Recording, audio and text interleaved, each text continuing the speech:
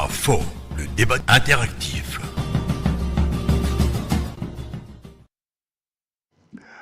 An bɛ kanubagaw fo ni sangani na k'u waleɲuman dɔn sɔgɔmada foli an b'a di maliyɛnw bɛɛ lajɛlen ma minnu ser'u ka baarayɔrɔ la minnu yɛrɛ fɛnɛ bɛ sira la an b'a fɔ an ɲɛna ko aw dangana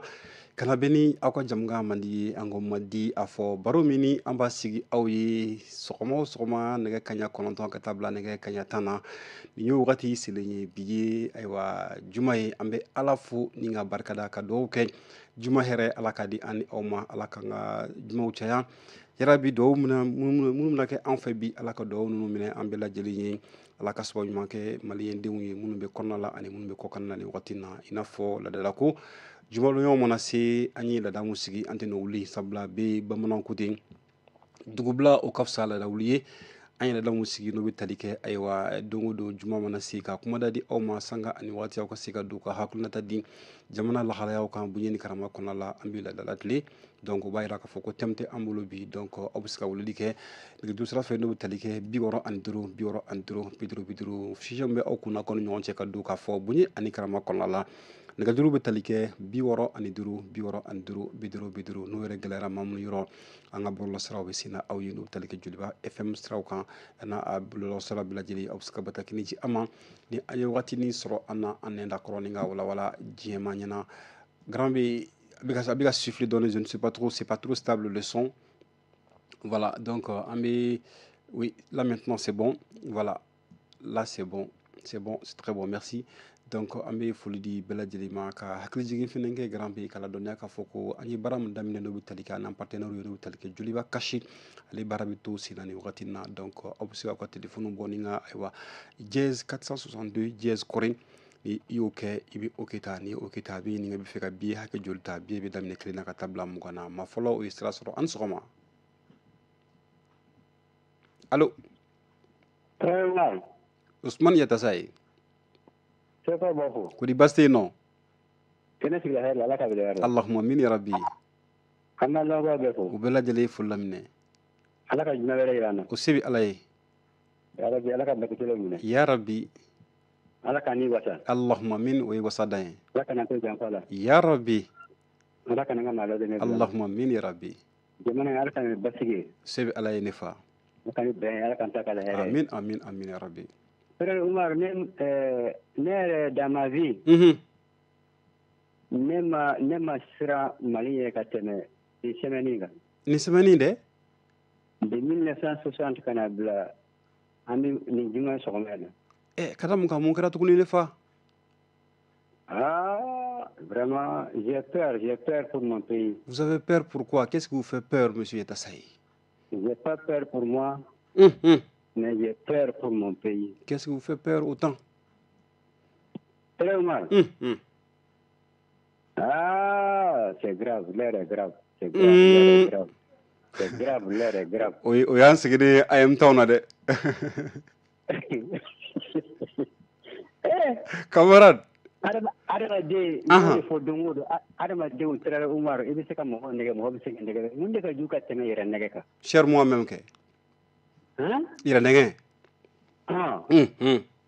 Fɛn bɛ yen min ka jugu ka tɛmɛ o kan. Yatasaye i ye mun ye i ye mun mɛn mun kɛlen bɛ k'i kamana gan bi mun kɛlen bɛ k'i jɔyɔrɔ jamana ko in na. Comment peut-on parler dans ce pays de la démocratie, retour à l'ordre constitutionnel, des élections pendant à ce moment que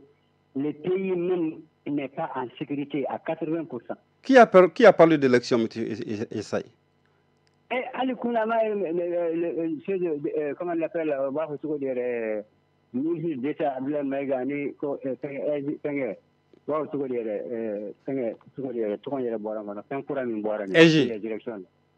autorité indépendante des élections des élections. Bamako commune quoi non. La ilaha illallah sayyidina rasulullah. Anti sabal doni. Donc RF ni to wagati ke. Ni ma si kunungu asegu tout près derrière l'eau, segu bakupela. Le RFD asegu bakupela. Il y a pas d'état. Tellement où vient ka yoro ku ba fa ou pas fa e ou ba fa amita kana nana abi papier signé en ache ou bien amba befa. C'est que yala plus de 2 km 8 km ka faruta ka tout fa de. Vous vous formez obligatoire. La ilaha illallah. Pendant ce temps, on est en train là, non, Omar. J'ai peur pour mon pays. Aïwa. J'ai peur pour mon pays. Allah kan babu dañ mon fait de ça. Vraiment, pour la première fois dans ma vie, j'ai peur pour mon pays. Allah kan babu dañ mon fait. Les gens vont le malheureux. Tu vois là? Tu vois là, les gens vont le malheureux. Aïwa, le temps est le meilleur jugement de ça. C'est grave, c'est grave. Allah kan ye. Papa. Aïwa. Yete say Ousmane Kabo Segu Sido ani balanzan grambe ambi afoka wali mondo foli ke ni sagani na jana bajarabe kuma sokono no amba fene fo dante folimna ka malion fo lika jos pati bo jamana kono ani jamana ko kan ila saka sega jamga nyina maya chuka mina ambi foli di bela jelima anyo de fo bi juma e no benani octobre ko kle muga ani duru samba fla ani muga nani kuma kunti no na fola dalaku juma do ñoom monasi amen nga jurula bla awye obsega wulli ke ka xak nata di bunye ani karama kon la ka solo ma kini gela bay ni o refene gela ram mamuno yoro anyuli fo nga bollo solo bi sina awye do talike juliba fm page facebook kan obsega bataki ci ama aka ca ala fe nay wakati ni kungulu ni solo ne ala ka je anan da koroni nga wala o kum kon la Seydou Goro ali koko en réalité ça ne va pas sur tous les plans. Seydou Goro amba fo ni nga wali mando fo no faka sigida la be kan fle romina ka malion bela jelen fo mun ka wuli ka jo sabatilindo sokbada fe baro aw ni wati so esele donc alsaka folidi awma wali mando foli dante foli mina mun refene be srala kata bararola amido donc ya rabbi alaka sini aw bela jelen nyumay Grambia ñu defo ante seke ante ñine sanga ane wati hakil jigindu ambi maw hakil jigi ka foku juliba kashi bitu sina alsa awi jazz 462 jazz abu kori ni ayuke awina oketa ni oketa téléphone mina awi ninga ka we feka jeu juliba kashi de lawa sabla bare mi ke radio su chama fe nga juliba tay 462 de donc jazz 462 jazz ni yoke oketa ni oketa wi ninga we feka jouer we feka tiki hage julta bi hage juli bi be damne klina kata blam ko na ma klin sigati be bi mo ngan kli ko non donc bi kilo kele obe musara bi woro de tika wi orange mo le konti kono donc iseni de mayra mana kitika hakam ni tike klini ni bisigol tay guta ni bisiga flata be flata ni bisiga sabata be sabata donc ni ikatike tata do ba ke 1 ou bien 2 muija bisi muna iseni de mayra donc après be soroka continuer abini ni ngakika orange money continue donc bika continue do teliki ka orange money code la ni yodo kuma na message bi na mayira ka foko aywa yi tiketa donc i jura jodi ba cash la no kara ibi sokolon to jodi bala jam gam bamgati ni alaka jen amna tirage fla nyona bluda o we bara nyibla baray donc ko damini do voilà aka chala fe do noto ko nala ambi tirage chamanke war yere fena bisika buku na fa buku na juga amna ni doko ko ina sabla amme wasabala amborola anyi wanani sekere ni doko ko ina donc anake do noto ko nala anate mo fenenga aya la so bara bele jeli nga siga sabati abe dépend o ka wuli ka jola donc ni aw jura ka chaya akacha ala fait partenaire u phénomène yi ko aywa na fabe ka yiko ina awro ani awro donc absiga ke una do fara musaka sorota fenen kam donc akra tugo ke dala ka foko binte akula ambe aw fo ka awal man do haklima ala ka di ani obla jelima ngajuru bi woro ani duru do bi woro an duru biduru ni mamunu solando anani watina Juliba FM ni Juliba Bollo Sra Bela Jeli Sanfé. Madame Alsa Gelabe en Canal Plus na sera fait. Je ne sais pas si le signal a été toujours rétabli ou pas. Voilà, donc ambi au Bela Jeli fo aka wulika joni aka Chessel Bela Jeli na sanga ani wati kurango gele na garambi anti radio anti télé laje. Donc il faut qu'on ait tout ni nganga kula kala je abi la khala min kono sino kono ngo ma yi bataki soro ka ci amma ka bo banyanga ka fi no kuni yakli demande mani ko tika Juliba FM Juliba TV soro banyanga ka fi no aywa mbu fo ko wali mandon donc banyanga ka bi la jeli me fo dante fo limna mama solo no Juliba la muy Juliba kanum ambe ala jeli ya rabbi ala ka herake ani aw bi la jeli halsa amita nyefe ni juru yi bioro ani duru bioro an duru biduru kalambe aya mausi na kasuma so wadena anta do nasro ma wuli ka bo sinola di flowa we yala we srawla ka tabararo lawa mateke ala ka don donc okumu konala amon biya sanga ani wati ka kuma dadi awma kasika aywa aw hakna tani ni nga don jamana allah ala yaw kan kasoro amakeni gele ya bay donc ame awfu aw ka chesri la aw ka wuli ka jo jamana kanu sanga ani wati donc ka maliyɛnw fo minnu bɛ tunga la nin sanga nin na tungarangiw an bɛ ala deli ya rabi ala ka tunga jɛw ala ka tunga ɲɛmɔgɔw ma ala ka aw ɲuman sigi ni kana an yɛrɛ fɛnɛ ɲuman sɔrɔ yan nɔ ɲinifɛnw ala k'u kɛ sɔrɔ fɛn ye n'an ka hɛrɛ bala an bɛ dugawu kɛ yarabi banbagatɔ ala ka badabada dali nɔgɔyaw bɛɛ lajɛlen ala ka an yɛrɛ ɲɛ ka an ta dɔn kɔnɔ jamana in an bɛ jɔrɔ fɛn min na n'o bɛ tali kɛ basigi ni lakana kan ala ka sabati jamana fantan ani naani bɛɛ lajɛlen ɲɛmɔgɔw ala ka hakili ɲuman d'u ma an minnu fɛnɛ kɔmɔgɔw ye ala ka hakili ɲuman di an ma ala ka an don da kelen fɛ ni k'an bɔ da kelen fɛ hali ni ka sɔrɔ baara in ma nɔgɔn nka a ka ca ala fɛ n'an ye ɲɔgɔn mago to ka sabali ɲɔgɔn kɔrɔ laɲiniw ye fɛn min ye o bɛ sabati an bɛ dugawu dɔn kɛ yarabi hakili ɲuman ala ka di ani aw bɛɛ lajɛlen ma ka foli kɛ ni sanga nin na kayikaw fɛ yen nɔ kayi ba jabate n'an donna kayi an ka musokɔrɔba bɛ yen nɔ an b'a fɔ ka waleɲuman dɔn mama national a n'a denw n'a mɔdenw n'a tulomasama hali a fufafu an b'u bɛɛ lajɛlen fo sabula a yɛrɛ bɛ san 89 na bi ni ma fili ni ma ɲinɛ an b'a fɔ ka waleɲuman dɔn an bɛ don sikaso musa jara ale fɛnɛ bɛ sikaso an kanubagaba don an b'a fɛnɛ fo a n'a ka denbaya bɛɛ lajɛlen sikasokaw fɛ yen nɔ maa maa sɔgɔlen don joliba fm na sikasokaw fɛ yen nɔ 103.8 an b'u yɛrɛ fɛnɛ fo ni k'u waleɲuman dɔn n'an bɔra sikaso an bɛ don ayiwa bugunikaw fɛ yen nɔ ka ɲɛnakaw fo ka garalukaw fo an kanubagaw ka ca yan folila kangaba an b'u bɛɛ lajɛlen fo an bɛ don fo samaɲana garambe an kanubagaw bɛ yen nɔ an b'u bɛɛ fo komi a wɛrɛ bɛ an kɔni sanga nin na an sɔgɔma allo an sɔgɔma hɛrɛ dɔrɔn kori basi yen nɔ u bɛɛ ka kɛnɛ ala kana basi kɛ awɔ ne fa e bɛ ka lamɛn ka bɔ yɔrɔ jumɛn ne tɔgɔ ye Sulemani Kamiya ka bɔ Jɛnɛ nin waati na filɛ para jukɔrɔ Sulemani Kamiya ka bɔ Jɛnɛ nka nin waati ne bɛ an bɛ to k'a lamɛn Jɛnɛ ye an bɛ Jɛnɛkaw fo ne fa k'i sigila bɛɛ lajɛlen fo diyara i Kamiya donc sɔgɔma ne bɛ ala k'a lamɛn i nɛgɛjuru sira sɔrɔ a diyara n ye k'an to Jɛnɛ a ti sɔrɔ nɛgɛjuru sira an t'a sɔrɔ a sɔrɔ ma nɔgɔn ne fa an kɔni b'a lamɛn kosɛbɛ alhamdulilahi an bɛ dugawu kɛ ala ka a bolo mɛn ala allahumma min ya rabbi ala ka jamana in basigi ya rabbi yamaw ka foli de kun an cani mara n y'a sɔrɔ a diyara n ye a diyara an yɛrɛ ye ne fa Sulemani an b'i fo ɲɛnafin kun bɛ na koyi a diyara n ye ne fa Sulemani an b'i fo k'i waleɲuman dɔn i Kamiya ala ka bi diya ala ka hɛrɛ kɛ ala ka kanu to ya rabbi merci Kamiya nin waati na n bɛ para jukɔrɔ an bɛ para jikɔrɔnikaw fo an b'i ka sigida maaw bɛɛ lajɛlen fo ka jatigiw fo merci ok Karambe Sulemani Kamiya o ye ne yɛrɛ baba tɔgɔma ye an bɛ Sulemani Kamiya fo k'a bɛ bɔ Jɛnɛ nka nin sanga nin na a sigiyɔrɔ bɛnnen don Jikɔrɔni para ma an bɛ a fo kanu na k'a waleɲuman dɔn ala ye kanu da ala ye diɲɛ da kanu kama wa maa bɛ hali arijɛnɛ yɛrɛ fɛnɛ sɔrɔ kanu kama ala k'an bɛɛ kanu fo k'an kanu kan don arijɛnɛ kɔnɔ ala ka hɛrɛ kɛ a n'aw bɛɛ lajɛlen ye ala ka basigi don jamana in kɔnɔ sanga ani waati an ju de fɔ ɲinifɛnw ala k'u kɛ sɔrɔ fɛn ye n'an ka hɛrɛ bala n'an ka hɛrɛ tɛ la fɛnɛ ala ka sababu ɲuman kɛ an bɛɛ lajɛlen ka wuli ka jɔ sabatibaw fo ni sanga nin na dantɛ foli min na Garambe n'an bɔra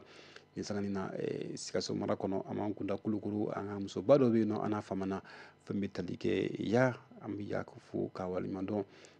Fatumata Ya Keyita Kulukorokaw fɛ yen nɔ ka se ma a kɔnɔkɔrɔ ka bɔ Kulukoro ka na an lajɛ fo Joliba la an Jabara la nɔ kanu kama an b'a fo ka waleɲuman dɔn k'ala ka hɛrɛ kɛ n'a ye an bɛ don Farakɔmasigi kaw fɛ yen nɔ n'an donna Farakɔmasi Saka Karimu Togola fɛnɛ bɛ yen nɔ an b'a yɛrɛ fɛnɛ fo ka waleɲuman dɔn a yɛrɛ fɛnɛ ka wuli ka jɔ ka bɔ Daramani na Danbɛlɛ ka bɔ Kumantukaw fɛ yen nɔ an b'u bɛɛ fo ni k'u waleɲuman dɔn ala ka buba ani maaw ka buba ma dɔw ko jamukan bɔra dɔgɔkɔrɔ nka ni ala sɔnna ma bataki bɛna ci u ma an bɛna weledu kɛ k'a ɲɛfɔ ɲɛna ni an ye bubaw fo buba sababu ɲuman buba jolimandi an bɛ bubula an ka karamɔgɔ n'an cɛkɔrɔba bubula an b'a yɛrɛ fɛnɛ fo ka Seydou Tarawele fɛnɛ fo Katikaw fɛ yen nɔ an ka cɛkɔrɔba bɛɛ lajɛlen bɛ fo Vieux Sidibe Wasolo ambassadeur an b'a fo ni ka waleɲuman dɔn Fana Keyita an b'u bɛɛ lajɛlen fo Garambe dantɛ foli min na Joliba sanfɛ halisa nɛgɛjuru sira ye 65 65 50 50 ni sanga nin na an bɛ halisa hakili baara kɛ ka bɛn ni Joliba kasi ɲɛnamayali ye donc k'ala dɔnniya k'a fɔ ko Joliba kasi bɛ to sen na donc baara in ka nɔgɔn n'i bɛ fɛ ka jouer i bɛ dièse 462 dièse i b'o kɛ i bɛ sɔrɔ ka ok ta n y'o de fɔ ni ok ta i bɛ sɔrɔ ka ɲininkali de bɛ k'i la i bɛ fɛ ka billet joli ta billet bɛ daminɛ 1 na ka taa bila 20 na maa kelen tɛ se ka tɛmɛ billet 20 kan billet kelen o kelen 60 hali ni ye billet 20 ta billet 20 Garambe a bɛ bɛn 1000 ani 200 ma ni ma fili ni ma ɲinɛ donc ka 1000 ni 200 wɛrɛ bɔ ka 4000 sɔrɔ b'a dɔn bin t'a ko la donc a ka ca ala fɛ i na dɔɔnin kɔni sɔrɔ a ka bila i kunna an bɛ dugawu kɛ yarabi ala ka a nɔgɔya bɛɛ lajɛlen ye donc n'i ye Tiketa et qui Orange Money code tout, ni code donc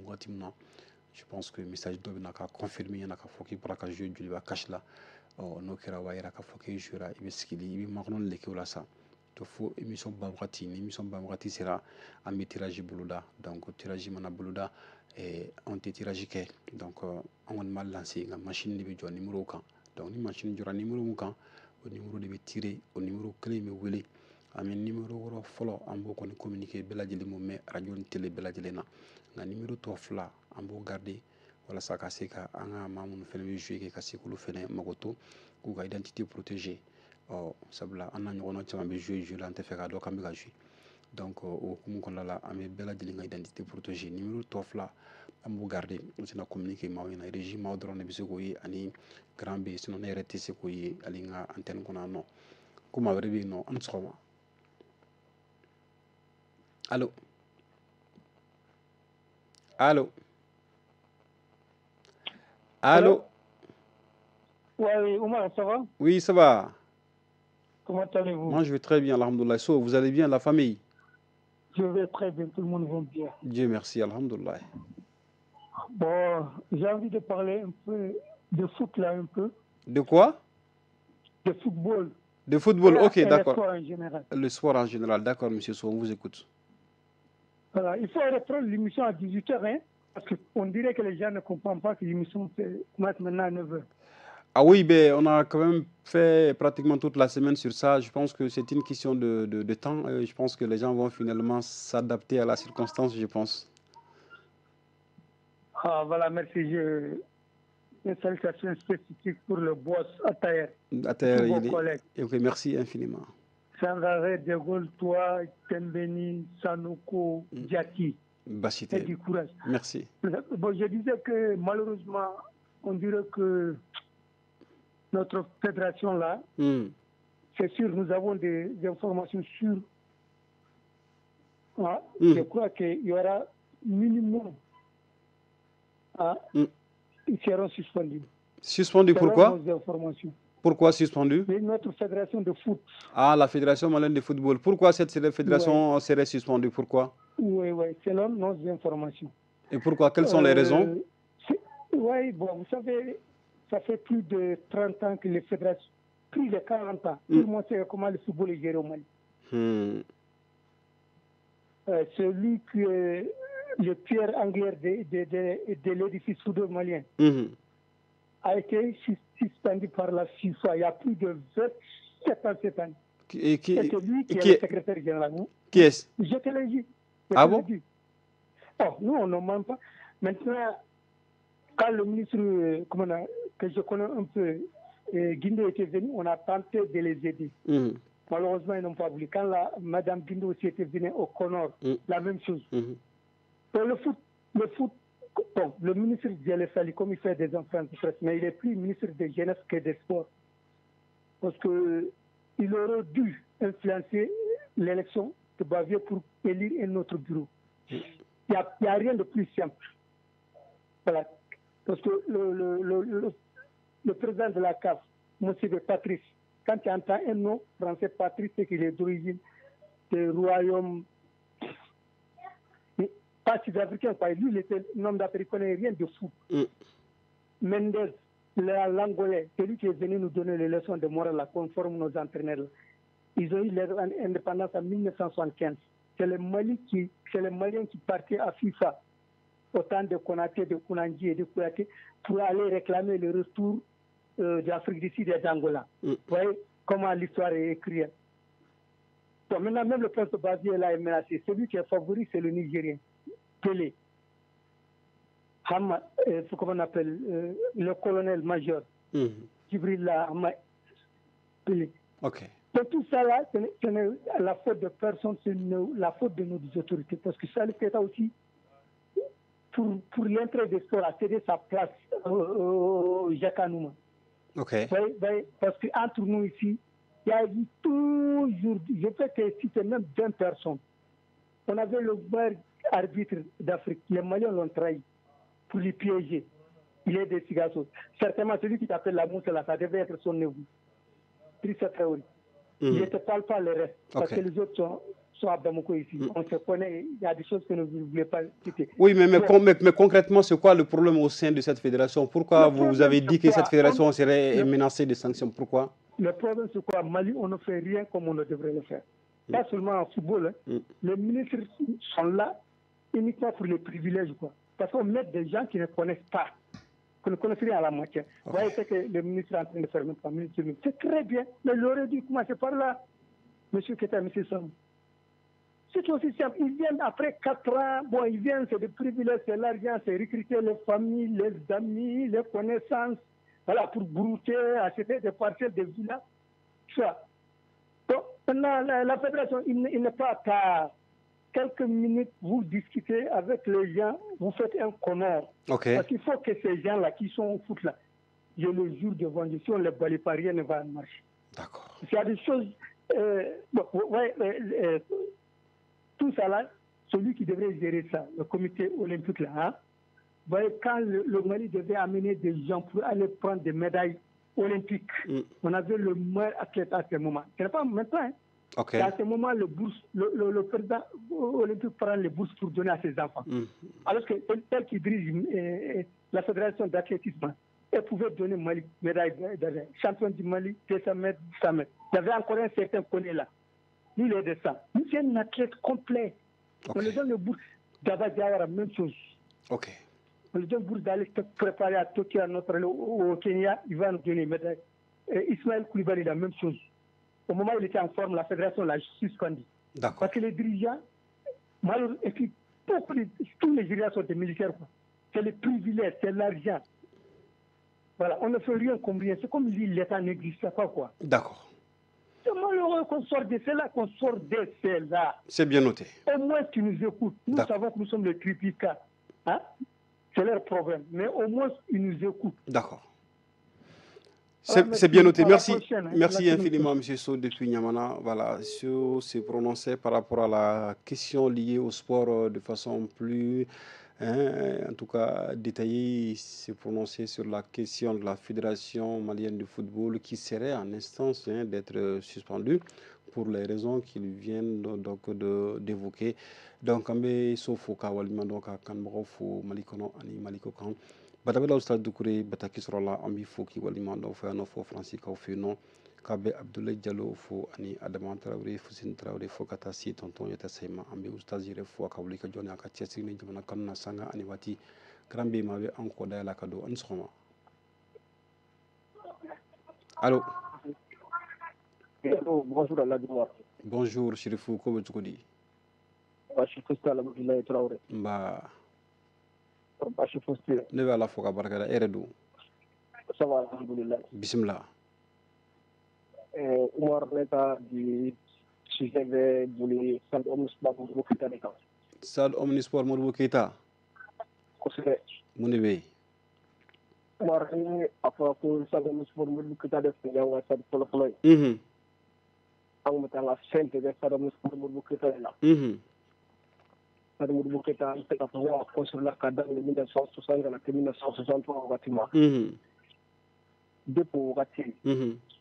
Voilà, c'est 2002 wakati ma Sad Omnisport ko adili ga rumbi ko kan 2002 wakati bi ay rumbi la. Ko kata c'est 2002 c'est ma fobi. Mais afra ko Sad Omnisport Mourou Keita bu tibeto ko pile la di. Ati ko construira cadre de 2002 wakati ma. Sad Omnisport wala ka rumbi di. Le albi Sad Omnisport Mourou Keita adif le mega ba lola. Allahu akbar. Les de la Sad Omnisport Mourou Keita ko lobbi. Yalla ni fa. Sama mu ke tan chamay. Sad Omnisport Mourou Keita ko te do rabbi. Voilà, c'est la guerre. Ouais, vraiment. Mais Haidara bu siga famé tugul mena stade Mamadou Konaté au fla karafe Mamadou Konaté ni Modou Keita tisiga daño na mais muna au sera ka renouveler esforma et Modou Keita ma siga renouveler tugul mena. Oh, comment est bien rodilla. Ko ni ngali to mi kan poser de la de donc mun la bi Sad Omnisport Mourou Keita ba no la dia ta ka bonjour ka ba no la. Ali Sad Omnisport Mourou da ko do bi akle parcelle ko sema me tuba bul ma ko ni bana di ko ma sera on na tan paso parce que a bonne sugula ani suma ja ko sere côté dɔ bɛ bi olu kɛlen don baarakɛyɔrɔ ye i n'a fɔ garasiw dɔw bɛ fɔ baaraw ka kɔnɔna la vraiment ko in kɛlen bɛ ka ne kɔni kamana gan kosɛbɛ a bɛ kamana gan kun bɔ piscine olympique bɛ stade kelen min na yan nɔ bi Mali kɔnɔ o ye stade Modibo Keyita de piscine olympique b'ale kelen dɔrɔn de kɔnɔ yan bi salle de spectacle bɛ stade Modibo Keyita kɔnɔna la n'a fɔra bi ko o stade de bɛ tigi sɔrɔ hali bi a dɛsɛlen ni sangani na Haidara ni ka sɔrɔ wele kan b'i bolo ka ɲɛsin jamana ɲɛmɔgɔ kɛrɛnkɛrɛnnenya la ministre de la jeunesse et des sports n'o tali kɛ Abdulkasim Fɔnba kan a bɛ se ka a ka nɛgɛjuru a ye janfa kɛ parce que an bɛ Haidara fo ni ka waleɲuman dɔn kɔrɔfɔ faamuya na an bɛ dugawu kɛ ala ka kɔrɔfɔ don kulo kunnandu la karan bɛ an bɛ taa ɲɛfɛ halisa nɛgɛjuru sira banban n'o bɛ tali kɛ 65 65 50 50 ni maa minnu garisɛgɛ kɛra o fɛn ye olu ni anw lajɛ ni ka dɔɔni fɔ ka bɛn ni bi don ye n'o bɛnna ni jumadon octobre kalo tile 25 san 2024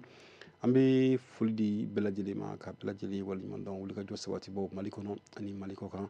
halisa hakilijigin baara don ka ladɔnniya k'a fɔ ko joliba kasi a baara bɛ to sen na dièse 462 dièse n'i y'o kɛ i bɛ sɔrɔ ka ayiwa a tɔ suit téléphone yɛrɛ bɛ sira don i kɔrɔ ni ala ka jɛ i bɛ se ka tike hakɛ mun ta i sini damayira la tike bɛ daminɛ 1 na ka taa bila 20 na tikeden 20 na siga t'a la tike kelen o kelen o ye dɔrɔmɛ 60 ye donc i bɛ se ka tike mun ta i b'o ta a kɔni baara bɛɛ lajɛlen bɛ kuncɛ ni i ka code ye code secret o de bɛ ɲininkali bɛ k'i la Orange Money la arnaque tɛ mɔgɔw ka dɔn k'a fɔ ko baara nata cogo de don donc i bɛ parce que fo dɔ de ka bɔ i kun n'i ye tike mun ta o de bɛ sɛbɛn ka bɔ i ka Orange Money compte kɔnɔ donc n'ala y'a kɛ k'a fɔ k'i jouera i k'i garisɛgɛ fara ci donc ni jamukan ban wagati sera an bɛna tirage boloda donc numéro minnu gagné an bɛ numéro ninnu wele direct la bɛɛ lajɛlen b'a mɛn u bɛ fɔ an ɲɛna u ye tike hakɛ mun ta awa u ye musaka mun sɔrɔ a ka ca ala fɛ musaka kɔni an b'a dɔn 4000 don pour le moment a t'o sanfɛ a t'o duguma a bɛ don min na ko bi donc a bɛɛ lajɛlen bɛ kɛ jɛlenya kɔnɔna la ka bɛɛ lajɛlen ladɔnniya n'o ko ye k'a fɔ ko ko jɛlen don namara t'a la ayiwa a bɛ kɛ ten dɔ de ni ala ka jɛ donc mais étape de don f'i ka timinanja a ko nɔfɛ dɔɔni ka se ka faamuya n'i ma se ka faamuya fɛnɛ i bɛ se k'i ka téléphone di maa ma maa min b'a dɔn donc o bɛ se k'i bilasira dɔɔni dièse 462 dièse i b'o kɛ i bɛ sɔrɔ ka inscription tɔw suivi a ka ca ala fɛ n'i garisɛgɛ fara ci n'i ka téléphone sonné la yɔrɔ min na n'i y'a ta o ni wari ka jigin i ka Orange Money compte kɔnɔ si tɛ kuransi ye nka an bɛ maaw fana ladɔnniya k'a fɔ ko i ka numéro gagnéna i welela i ma sɔrɔ i ma gagné pour que i ka gagné ka to ka sinsin f'i ka sɔrɔ téléphone na de fɔlɔ an bɛ fɔ ka da kan voilà parce que maa caman bɛ tila k'an wele kɔfɛ aw y'an wele a fɔra k'an gagnéna ayi a tɛ kɛ ten hali n'i ka numéro tirera sɔrɔ la n'i welela n'i ma sɔrɔ garan bɛ yen musaka t'i ye yan nɔ donc f'an k'o fana fɔ ka da namara tɛ foyi foyi tɛ nka ko n'a kɛcogo de don n'i ma sɔrɔ anw tɛ machine yɛrɛ de ka baara don machine tɛ wari jigin mɔgɔ ka compte kɔnɔ fiyewu f'i ka a programmelen don quoi c'est instantané a tigilamɔgɔ kɔni b'a fɔ yɔrɔ min na allo ani wari ka jigin i ka compte kɔnɔ a ka ca ala fɛ si tɛ kuranni si ye ni basi wɛrɛ ma kɛ mais e ma wele k'a fɔ ko e gagnéna dɔrɔn e welela i ma sɔrɔ an dun bɛ nɛgɛjuru banba fo siɲɛ 2 fo siɲɛ 3 kuma dɔ la numéro dɔ nɔfɛ donc ka tila ka weleli kɛ k'a fɔ ko ko ne gagnéna n ka wari ayi o fɛn tɛ donc an ka ko fɔ ka jɛya ani ɲɔgɔn cɛ dogon t'a la donc namara tɛ foyi foyi tɛ ko jɛlen don donc a dabɔ kun ye dɔrɔn ka se ka ayiwa degun bɛ yen nɔ bɛɛ lajɛlen ka se ka ayiwa fiɲɛ bɔda sɔrɔ dɔɔni e ye 60 bɔ e ye 120 bɔ e ye 180 bɔ e ye 240 bɔ e ye hali 1000 bɔ ayiwa ka 4000 sɔrɔ je pense que a ka ca ala fɛ a na se ka tile 2 nasɔngɔnin kɔni ye a na se ka tile 2 sansɔngɔnin kɔni ye yen awɔ donc mais f'an k'a lajɛ ɲɔgɔn fɛ k'a fɔ ko ayiwa baara n'a taacogo de don baara bɛɛ lajɛlen n'a sariya de fɛnɛ don donc sariya de ye nin ye k'a fɔ ko n'i welela n'i ma sɔrɔ wari t'i ye walasa i ka wari sɔrɔ f'i ka sɔrɔ de fɔlɔ donc fo an k'o fɔ ka da kan ka mɔgɔw la faamuya la kosɛbɛ donc hukumu kɔnɔna la grand bi an bɛ kumaso kɔnɔ halisa ne ni jɛnɛba bɛ yan nɔ jɛnɛba jara n y'o de fɔ sanga ani wagati an bɛ kɛ ɲɔgɔn kan ni ala y'a kɛ n'an ma don min sɔrɔ ni ne ma don min sɔrɔ jɛnɛba bɛ yan nɔ ka aw baro sabula n y'o fɔ diɲɛ ye baroso ye diɲɛ tɛ to so ye an bɛ ɲɔgɔn bilasira de sanga ani waati ka ɲɔgɔn mago to n'an ye an ɲɔgɔnna kun a ka ca ala fɛ laɲiniw ye mun ye o bɛ sabati an bɛ dugawu kɛ yarabi hakili ɲuman ala ka di bɛɛ lajɛlen ma donc nɛgɛjuru ye 65 65 50 50 minnu bɛ mali kɔnɔ minnu yɛrɛ bɛ mali kɔ kan nɛgɛjuru sira ko fɔlen don nka mali tamasire kɔfɛ bɛɛ b'a dɔn plus 223 de don n'i y'o kɛ i bɛ sɔrɔ ka nɛgɛjuru sira kofɔlen tigiw la n'i y'o tugu la kuma min na e ni anw bɛ ɲɔgɔn sɔrɔ ka sɔrɔ a ma kɛ ni gɛlɛyaba ye donc an bɛ foli di bɛɛ lajɛlen ma minnu ka wulikajɔ sabatilen don walasa ka se ka jamana ɲɛnamaya an y'o de fɔ a bɔra dɔgɔkɔrɔ ka bɔ nɛgɛ kaɲɛ 18 na ka na bila nɛgɛ kaɲɛ 9 na donc baara daminɛ don grand bɛ gɛlɛyaw bɛ k'a la kuma dɔ la maa caman t'a kalama fɛnɛ donc ayiwa mais a bɛ kɛ cogo di ɲɛmɔgɔso y'a décidé ko a kɛ ten tɔ donc an bɛ taa n'a ye cogo la ten donc ni ala ye mɔgɔ minnu garisɛgɛ don an na an n'olu lajɛ ka masala kɛ sɔnni maaw ka bɔ a kalama k'a fɔ ko ayiwa yɛlɛma donna kow la mais n'ala sɔnna ma an yɛrɛ bɛ communication banban ka communication sigi ɲɔgɔn kan yalasa maaw ka se k'a dɔn k'a fɔ ko jamukan bɔra dɔgɔkɔrɔ k'a fɔ k'a tɛ kɛ bilen 18 heures mais a bila 9 heures de la donc 9 heures 10 heures ni ala ka diɲɛ ye donc an bɛ dugawu kɛ hakili ɲuman ala ka di ani aw bɛɛ lajɛlen ma nɛgɛjuru bɛ aw ka bila la halisa n'o ye 65 65 a 50 50 ni ala y'a sabati maa minnu yɔrɔ olu ni anw lajɛ ni ka dɔɔni fɔ n'o yɛrɛ fɛnɛ gɛlɛyara n y'o de fɔ bɔlɔlɔsira yɛrɛ bɛ yen nɔ n'o bɛ tali kɛ Joliba FM page Facebook kan o bɛ se ka don ka bata kelen ci an ma n'ala sɔnna ma n'an ye waati ni kunkurunin sɔrɔ an n'an nɛn da kɔrɔ ni ka walawala diɲɛ maɲɛna ka foli di waliɲumandɔn foli di bɛɛ lajɛlen ma sanga ani waati Mali kɔnɔ ani Mali kɔ kan karamɔgɔ an bɛ taa ni sangani na Segu Amadu Kulibali a bɛ Segu an bɛ a fɔ ka waliɲumandɔn jamukan in kanubaga belebele don kunungo a ye weleli kɛ ka foli bila an na k'a y'an ka nimero sɔrɔ yɛrɛ sa bolo an bɛ u fɔ kanu na ala ka hɛrɛ ka an n'u bɛɛ lajɛlen an ka maakɔrɔw don an bɛ dugawu dɔn k'u ye sijan ani kɛnɛya halisa ala k'a di an n'aw ma ala k'u mɛn kɔrɔ ala k'u ta fo ka di an ka maakɔrɔ fɛn fɛn bɛ yen nɔ an fa ɲɔgɔnw an ba ɲɔgɔnw an bakɔrɔni minnu bɛ yen nɔ an fakɔrɔni minnu bɛ yen nɔ an bɛ dugawu dɔn k'u ye yarabi ko ala ka ayiwa halisa u mɛn an kɔrɔ ala ka sijan ani kɛnɛya di an n'u bɛɛ lajɛlen ma ka foli di sangani na Bakari Sidibe Didi k'ale fɛnɛ bɛ Gawo ni sangani na a bɛ Segu radio Joliba kɔnɔna la yen nɔ an bɛ a fɔ n'a baara ɲɔgɔn bɛɛ lajɛlen ni k'u waleɲumandɔn an bɛ don Santoro ani Karante la n'an donna Santoro ani Karante la radio Santoro yɛrɛ la yen nɔ an bɛ Aba Mamani Ture fo radio directeur do Santoro ani Karante la an bɛ a fɔ k'a waleɲumandɔn an bɛ don fo san académie kɔnɔ Mamudu Yesa Togo ale bɛ yen nɔ académie directeur d'académie adjoint do san an b'a yɛrɛ fɛnɛ fo ka a waleɲumandɔn sankaw fɛ yen nɔ ka san bɛɛ lajɛlen fo ka Kinbaranakaw bɛɛ lajɛlen fo an bɛ taa bila ka Bilakaw fo ka Kucala bɛɛ lajɛlen fo grand B an kanubagaw ka ca Kucala an ye wagatinin kɛ yen nɔ vacances kɔnɔna la kanubagaw ye an sɛgɛrɛ ni ka kanu jira an na an b'u fo k'u waleɲumandɔn k'ala deli yarabi sijan ani kɛnɛya ala ka di an n'aw ma an bɛ Segu teriya fo ni sangani na professeur d'enseignement secondaire professeur de lettres au lycée Dansé Kone de Kucala an bi a fo ka waleɲumandɔn dan tɛ foli min na halisa karamɔgɔ ayiwa an n'a kɛ monologue dan ye bisa mun fɔ kunun ta kɛra cogoya min na sabula ko ma sigi kala ka fɔlɔ nka an bɛ taa ɲɛfɛ halisa an bɛ foli di bɛɛ lajɛlen ma ka bɛɛ lajɛlen waleɲumandɔn Joliba sanfɛ nɛgɛjuru 65 don 65 50 50 ni ala y'a sabati minnu yɔrɔ olu ni anw lajɛ ni ka dɔɔni fɔ ka sɔrɔ a ma kɛ ni gɛlɛya ye nin bɛɛ lajɛlen lamini nɔ ye parce que n'ale kun y'a ka labɛnw sabati nin bɛɛ kun tɛ bɔ a ko la donc an bɛ ala deli yarabi hakili ala ka hakilima di ani cɛgana ɲɛmɔgɔw ma cɛganaw ka alimami walima bi n'a ma laseli Joliba kɔnɔ yan nɔ cɛgana ma kɛ maa min ka alimami ye kɔni ayiwa fo ni ala yɛrɛ farala aw kan an bɛ kanubagaw fo halisa dantɛ foli min na nɛgɛjuru 65 don 65 50 50 Jɛnɛba yɛrɛ sigilen bɛ sunɔgɔ la a yɛrɛ ma fɔlɔ maa tɛ ko cogoya dɔn Jɛnɛba an ka taa ɲɛfɛ a bɛ kɛ cogo jumɛn ni bɛɛ lajɛlen bɛ baara in na ko ne ba timinandiya de don ayiwa an bɛ muɲu ani sabali ni ala sɔnna a ma a bɛ sabati fɛnɛ Jɛnɛba kana sig'a la fiyewu fiyewu ni yɛrɛ nana don a la tuma min na i b'a ko kalama ko maa bɛ yen enfin ni Juma baba da Adama Traoré allo an tɔgɔ kodi basi la baasi foyi tɛ denbaya don baasi foyi tɛ alhamdulilayi nba an b'i fɔ k'an denmuso fo i kɛrɛfɛ n denmuso bɛ a bɛ yan nɔ a bɛɛ tulo b'i la nba alhamdulilayi ala ka jumaw caya amin yarabi Adama an ka ale bato ninnu ala ka bato Allahumma amin yarabi ala ka sɛbɛn ɲumanw kɛ amin yarabi ama nba Traoré k'a fɔ ko jamana mara ye ɲɛsigi de ye o ye tiɲɛ ye bi bi in na an ɲɛ b'a la ko faamaw ko garabali ko an b'a f'u ye halisa u ka ko in lajɛ ji ɲɛma jɔlen na dusu tɛ ko bɛ ɲɛnabɔ dɛ ko bɛ kɛ a nafa de kama jamana mara de ye ka ko nafa bɔ ka kɔlɔlɔ f'i ye n'o ɲɛna mɔgɔ min bolo e bɛ fara ɲumankɛlaw kan n'o ma ɲɛ i bolo i bɛ fara jugumankɛlaw kan hali ni hakilina ɲuman b'i la n'i nana garabali ninnu ta garabali wulili to fɔra sabula ataki dɔ de kɛra bon o ataki min kɛra min minnu wulili ko fɔ an b'a bisigi olu ka miiri la garabali de ye mɔgɔ ninnu dogoyɔrɔ ye parce que n'i ye aliti ta aliti b'o de ko fɔ u ka ataki de kɛlen wulili ko kuma fɔra o b'a yira ani olu ye lien dɔ kɛ ani ataki cɛ an b'a f'u ye u ka garabali ko in lajɛ hakili ma Traoré ni Mali fonctionnaire bɛɛ fara ɲɔgɔn kan a tɛ mɔgɔ 1,000,000 bɔ dɛ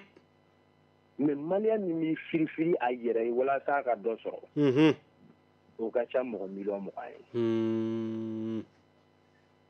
ko fanga bɛ ka taga sira min ta u ti a dan an ma nka an yɛrɛ bɛ min ɲini an yɛrɛ ye k'u k'o tiɲɛ taabolo ɲuman tɛ dɛ n'u ka bilasiralikɛlaw ti k'u bilasira u yɛrɛ k'u yɛrɛ bilasira ɲuman na parce que ala ye hakili di an ma an ka miiriya la hakili in bɛ kunkolo de kɔnɔ a ma di ko donitalan don dɛ a dira ko an ka miiri ka ɲuman de lajɛ ka baara kɛ ka nafa sɔrɔ o kɔnɔ a fɔra ko garabaliw bɛna taa yɔrɔ min Traoré garabali ye sugu de ye sugu kɔnɔ nafolo de bɛ munumunu ye fɛn valeur de bɛ munumunu ye e mana o bila ka taa dugu kɔfɛ e ma se ka mɔgɔ dugu kɔnɔ mɔgɔw lakana o kɔkan mɔgɔ lakanali ko bɛ cogo di ni ko bɔra la fanga bɛ se k'a fɔ k'ale nɔ tɛ ni ko bɔra la o tɛ se k'a fɔ k'u nɔ tɛ dɛ o la u kana na dusu bila hakili ye Adama i bɔra k'a fɔ ko jateminɛw ye mun yira an y'a ye k'a fɔ attaque kɔfɛ de effectivement décision nana ta a bɛ n'a fɔ donc décision in ma ta a ma ta a mɛnna mais a taara hukumu dɔ de kɔnɔna la parce que lahala dɔ kɛra jateminɛw y'a yira k'a fɔ ko banbagaciwalew bɛ se ka don n'o siraw ye i ko fana k'a fɔ ko a fɔra k'a fɔ garabaliw bɛna bɔ dugu kɔfɛ ni jamukan kelen dun kɔnɔ an y'an yɛrɛ ɲininka a donni kama an ye ɲininkali kɛ an ka kanw ni an ka kasobo minnu bɛ an ka dugu cɛma olu lahalaya ni garabaliw n'a fɔra k'a fɔ k'olu ka bila dugu kɔfɛ surtout wariw bɛ falen falen mɔgɔw ni ɲɔgɔn cɛ yɔrɔ min na yala fɛn bɛ tali kɛ kasobow ani i n'a fɔ commissaires ni commissaires bɛ se ka faamuya an ka kanw surtout dugu kɔnɔnaw la o lahala bɛ kɛ cogo di Traoré i b'a dɔn bi bi in na ni diɲɛ bɛ cogo min i b'a boloda ka taa di par exemple kan kɛlen dugu kɔnɔ ni kan na parce que kan sugu ka ca kan dɔw bɛ yen i b'a sɔrɔ i ye maralikɛyɔrɔ mɔgɔw siyɔrɔ an'u ka bolofɛnw nafamaw marayɔrɔ mais kan da entraînement ninnu tiriw bɛ kɛ yɔrɔ min olu kan ka se ka taa dugu kɔfɛ dugu kɔfɛla yɛrɛ tɛ dɛ fo tu kɔnɔ fo forêt classée ninnu kɔrɔ wala hali ni dégâts jelika bɛ kɛ yen hali n'a ye mɔgɔninfinw sɔrɔ a tɛ caya o la o forêt classée ninnu entraînement kan d'entraînement ninnu bɛ se ka taa fo yɔrɔ ninnu de la mais tɔ ninnu u bɛ se ka sigi an cɛ la ka se ka dugudenw yɛrɛ tagabolo jateminɛ parce que i b'a sɔrɔ n'olu ye surasi fini in bɔ u y'u kɛlen civil ye o kɔnɔna na u bɛ se ka dugudenw tagabolo jateminɛ tagabolo ɲuman bɛ jɔn de bolo tagabolo jugu bɛ jɔn de bolo o jateminɛ fana u bɛ se k'o kɛ u ka taa ni ka seginw la mɔgɔw kan nka an ka faamaw t'o kɛ o olu bɛ sin ka taa vérifiement ba d'u ɲɛna ten k'u yɛrɛ pari u ka tennin na kɛlɛ min bɛ yen n'a fɔra ko guerre asymétrique k'i t'i ka jugu dɔn e yɛrɛ bɛ k'i yɛrɛ yira i jugu la e bɛ ka mun de ɲini o wagati u ka taga kan ninnu sigili dugu kɔnɔ tɛ koyi u ka tagabolo ninnu yɛrɛ de bɛ mɔgɔw ka vie bila danger la k'u yɛrɛ ta bila danger la Tarawele a mun décrire ka caya poste ninnu na jamana min bɛ guerre la i bɛ taa sɔrɔ an ka faama minnu bɛ kɔlɔsili kɛ olu ni téléphone de don aw di téléphone digi la aw kɔlɔsili tɛ kɛ a ɲɛ ma mɔbiliw bɛ don cogo min y'u diya minɛnw bɛ don cogo min y'u diya foyi tɛ yen foyi tɛ yen ni aw bɛna dugu kɔnɔ mɔgɔw ma k'olu fɛn na minɛn ninnu bɔra min ka se dugu kɔnɔ n y'a dɔn marifa dilanyɔrɔ kɔni tɛ Bamakɔ yan marifa bɛ se Bamakɔ yan cogo di marifa yamaruyabali marifatigi ninnu bɛ k'a sɔrɔ cogo jumɛn na Tarawele ni kow kɛra an ka a situer kun jumɛn de y'a to nin kɛra o ka sɔrɔ civil fond la n'i ye cibleli kɛ ka cibleli kɛ n'a ma taa ko o ye o tigi fana i ka ko tɛ diya o ye dɛ siga t'a la parce que anw fɛ yan Tarawele i ye ko da mɔgɔ o mɔgɔ la n'a ma taa k'a tigi sɔn ye a bɛ se k'a muɲu se k'i da de n ye n ta to Ala ma mais n ye n ta to Ala ma a ma bɔ a kɔnɔ dɛ ni ko y'i sɔrɔ don o don k'a se yɛrɛli sa k'a b'a di kulo la siga t'o kuma Adama Traoré Ala ka ninnu b'an kɔnɔ k'a dɔn ko fanga dɔw tɛmɛna olu nana basi tɛ o fangaw yɛrɛ o civililamaw tun mana bɔ olu tun b'u kɛrɛ gosi baraw k'u fara ɲɔgɔn kan nka bi dɔ bɛ k'a fara ɲɔgɔn kan olu ye sini bɛna kɛ cogo di a y'a n'a ka berenin tɛmɛna a 2012 dɛ ko tolérance zéro o kɔ kɛra cogo di Daxi tɛmɛna Bamakɔ yan dɛ gendarmerie la ni Daxi tun ko ko ku ni tun ko bananku ni tun b'u fɔ yɔrɔ dɔn an yɛrɛ ka président kɔrɔ Cɛkɔrɔ Bagayogo ni Cɛkɔrɔ tun ko ku ni ko bananku i b'o fɔ yɔrɔ min na i b'o yɔrɔ joliba président de kun tɛ joliba président de kun awɔ a y'a seko bɛɛ kɛ tɔn ye an b'a fo o la basi tɛ an b'a fo o la a ye ɲuman min k'an ye Ala bɛ se ka yafa ma ko malidenw fana ka yafa ma min na a ka tɔɔrɔ sera min ninnu ma basi tɛ Adama Ala ka yafa an bɛɛ lajɛlen ma an b'i fo k'i waleɲuman dɔn ɲuman fana sera min ninnu ma olu ka duwawu k'a ye d'accord n'i fo Ala ka ɲɛ ka di an ma Ala ka tile hɛrɛ di an bɛ Adama Traoré fo Birambe ka waleɲuman dɔn hakilinaw la ka bɛɛ lajɛlen fo wulikajɔ sabatibaw Mali kɔnɔ ani Mali kɔ kan maa bɛ an sɔgɔma Umar Traoré Hussein Traoré a bɛ cogo di kodi basi la alhamdulilayi Ala kana basi kɛ n'i fo ka radio ɲɛmɔgɔ so ni baarakɛlaw bɛɛ lajɛlen fo laminɛ nɛgɛ technicien fo kulo b'i la Garanbe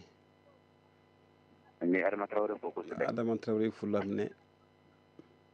ale kumana mun kan ne bɛ fɛ ka kuma o yɛrɛ de kan bi Traoré jamana marabagaw fo u ka baara kɛ ni hakili baara kana kɛ ni dusu ye i bɛ décision ta jamana kɔnɔ f'i k'i hakili jagabɔ décision kan kosɛbɛ kosɛbɛ décision nafa bɛna kɛ jumɛn ye ka ɲɛsin jamanadenw ma a kɔlɔlɔ bɛna kɛ jumɛn ka ɲɛsin jamanadenw ma i b'a fila da ɲɔgɔn kɔrɔ a nafa ani a kɔlɔlɔ ni mun ka bon i b'o de ta ni ko bi k'i bɛ garabali ninnu wuli ka bɔ Bamakɔ kɔnɔ yan Traoré kɔlɔlɔ min b'a la o kɔlɔlɔ ka bon dɛ Traoré ne hakili la garabali ye sugu de ye ni sugu min ye mɔgɔw cɛla sugu bɛ kɛ min n'i y'a mɛn sugu mɔgɔ bɛ taa sugu de la mais munna quartier sigitɔ la a bɛ wajibiya ko ka sugu place k'a la sugu ye mɔgɔ magoɲɛyɔrɔ de ye an kana ɲinɛ k'a fɔ bagankɛyɔrɔ tɛ garabali ye dɛ bagan feereyɔrɔ ye garabali de ye sugu de don Traoré ni ko bɛ ninnu wele ka taa kungo kɔnɔna na bi fɛn caman de b'a kɔnɔ a fɔlɔ u bɛ baara kɛ wari la de n'i ko ka bɔ Bamakɔ ka taa Zandigi la dɔw b'a fɔ kilomɛtiri 60 de don dɔ ka taa tile bagan feere la ye k'a bɛna se Bamakɔ yan Zandigi la et Bamakɔ olu bɛ se ka mɔgɔw lakana u kɔnɔ wa ɲininkali gɛlɛn mɔgɔ joli bɛna taa bɔnɛ a ni la a bolo wari kama mɔgɔ joli bolo nafolo bɛna perdre Traoré a bɛ se ka ne ka degun ye sini ye ne bɛna feere kɛ sugu kɔnɔ bi ni ye bitigi datugu ni bɛ taa wula fɛ n bɛ taa garaba la n bɛ taa ka saga taa so mais ni ko ne ka n ka feere kɛ ko ni ne da so n ka taa sannikɛla n bɛ taa saga n bɛ taa heure jumɛn n bɛ segin heure jumɛn a ma nɔgɔn Fuseni Tarawele i ka bɔ yan k'i bɛ taa misi san sannikɛla i bɛ taa misi san e ka misi san 50,000 ka misi don katakatani kɔnɔ ka bɔ sannikɛla kana i na 4,000 5,000 di a ma kɛ kɔlɔlɔ ye gɛlɛya b'a la a fɔlɔ ko a kɛra mun kama n'o ye insécurité ye hali o insécurité la ne bolo o kɛlɛli kɛ nɔgɔ yan ka tɛmɛ kɔfɛla kan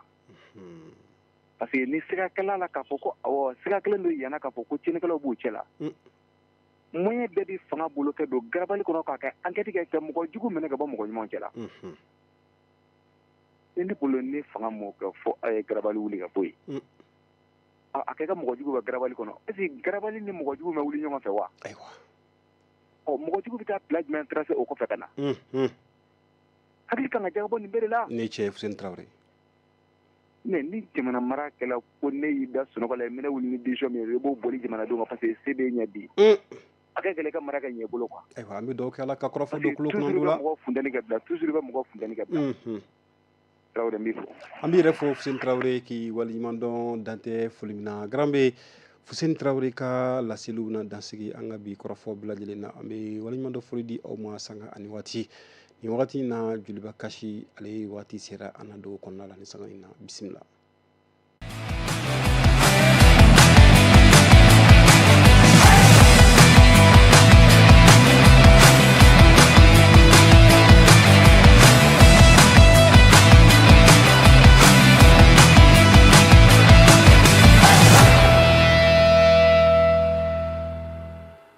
Voilà, grand bi an bɛ segin ka don kumaso kɔnɔ nin wagati na Joliba Kasi nin y'ale wagati selen ye tirage fɔlɔ o lancera nin sangani na machine ye baara daminɛ ka ban ni Ala sɔnna ma sɔɔni a bɛna jɔ numéro kelen kan n'a jɔra numéro in kan an bɛ a tigilamɔgɔ wele ni Ala ye an garisɛgɛ don ɲɔgɔn kun ayiwa an na se ka a dɔn a ye tigi hakɛ joli ta a garisɛgɛ sera ka faraci ka musaka joli sɔrɔ n y'o de fɔ kuma caman 4,000 don donc pour le moment an b'o daga de kɔnɔ an bɛ ayiwa baara bɛ sen na ni sangani na donc sɔɔni machine bɛna jɔ numéro fɔlɔ kan ni Ala ka diɲɛ donc après tigilamɔgɔw bɛ wele n'a welela an bɛ sɔrɔ ka baaraw tɔ continuer ni Ala ka diɲɛ numéro fɔlɔ o filɛ nin ye grand bɛ 76 75 65 voilà numéro tɔ fila ni Ala ka diɲɛ grand bɛ régime b'o communiquer ɲɛna voilà numéro fɔlɔ c'est le 76 75 65 voilà numéro tɔ fila an b'o garder kundo la donc régime bɛ sɔrɔ ka o communiquer grand bɛ a n'a tigilamɔgɔw wele an de bɛ weleli kɛ k'a dɔn maa min gagnera ni Ala ka diɲɛ ye. Allô? Oui, an sɔgɔma. Allô, an sɔgɔma. Oui, ça va somɔgɔw don kodi basi la? Basi foyi tɛ yen. Alhamdulillah n balimamuso i bɛ k'anw lamɛn ka bɔ yɔrɔ jumɛn? Ka bɔ Bolibana. Bolibana an bɛ Bolibanakaw fo k'u waleɲuman dɔn. I I bɔra ka jouer Joliba Kasi la an bɛ se ka dɔn i ye tigɛ joli ta? Ne ye tigɛ 3 de ta. Tigɛ 3 dɔrɔn? Awɔ. 180. Awɔ. A y'an b'i ladɔnniya k'a fɔ k'i garisɛgɛ ye fara ci i bɔra ka 4,000 sɔrɔ sisan i ka Orange Money compte kɔnɔ. Awɔ, a nana. I ye Orange Money sɔrɔ 20 000 francs i bɛ se ka sɛbɛntiya an ye? Awɔ, a nana. 4,000 i bɛna mun de k'a la sɔgɔmada in na? Awɔ, ni diyara n ye. A diyara i ye? Awɔ. A na kɛ i na kɔkɛ bolo bonna sɔngɔbɔ la bi kɛ tari de?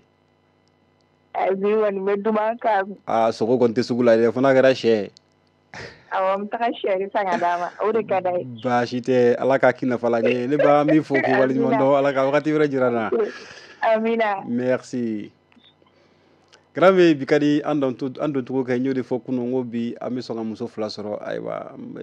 a ka kɛ jaramusonin dɔ ye nin sen na sa an ka dugawu kɛ Ala ka nin kɛ jaramusonin dɔ ye quoi voilà donc ma tɛ ko tɔgɔ dɔn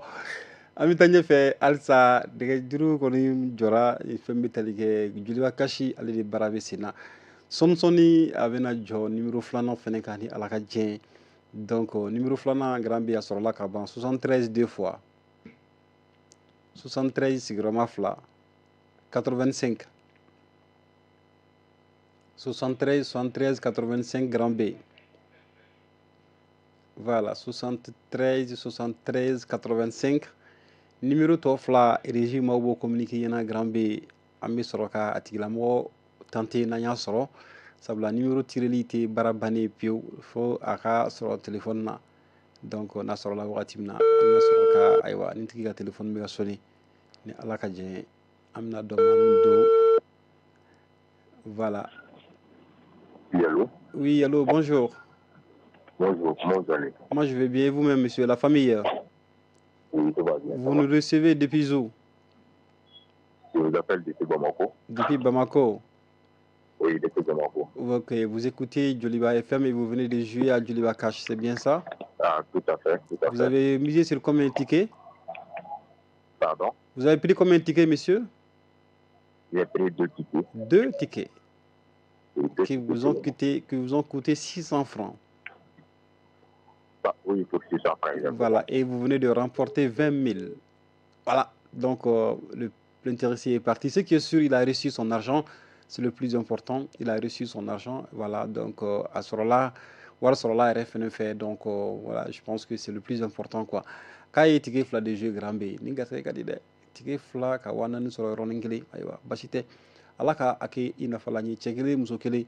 madon bitay amo blaya no ami ala dili yarabi tene ofone donre ala ka anshi joko kono donc ambe kan mo fo ko wal mandon régie barakalaw ambe aw fo lamine kulwali kumbe no salimata we drago augustin eshubi yusuf sangare murlay touré musa haidara amu befo ko wal mandon radio kono ya non da jurumne ba grambe bokar trawe katika ko demandi amba fene fo ka wal mandon kuma so kono ne kuma Umar Tawre fo ka fara nga jom so kan Jeneba jara amba fo na ko kan ben teneni alama nani bashure alaka bija.